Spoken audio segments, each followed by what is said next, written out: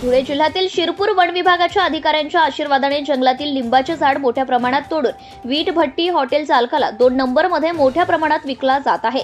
त्यामध्ये दर लाखो रुपयांची वखार व्यापारी हप्ता नाकेदाराला देतो व तो संबंधित अधिकाऱ्यांना वाटप केला जातो। म्हणून झाडे लावा झाडे जगवा आणि 2 नंबरमध्ये एकवा हा उपक्रम शिरपूर येथील वन विभागाच्या नाकेदारांनी लावला आहे। लिंबाचे झाड कायद्याने तोडला तर 50,000 रुपये दंड आहे, परंतु शिरपूर वन विभागाच्या अधिकाऱ्यांनी तो धाब्यावर सोडला आहे। तसाच काहीसा प्रकार शिंदखेडा वन विभागाच्या नरडाणा येथील नाकेदार दर महिन्याला लाख रुपये हप्ता घेतो। म्हणून परिसरातील लिंबाचे झाड मोठ्या प्रमाणात तोडून वीट भट्टी हॉटेल चालक वखारमध्ये सर्रासपणे विकला जात आहे। यावर जुने वन विभागाचे वरिष्ठ अधिकारी यांचे देखील घर चालत आहे, कारण हा हप्ता मोठ्या प्रमाणात मिळतो म्हणून धुळ्याचे वरिष्ठ अधिकाऱ्यांचे परिवार ह्या पैशांवर पोट भरत असल्याचं बोलल्या जात आहे। म्हणून धुळ्याचे वरिष्ठ वन विभागाचे अधिकारी हे देखील कोमात गेले आहेत।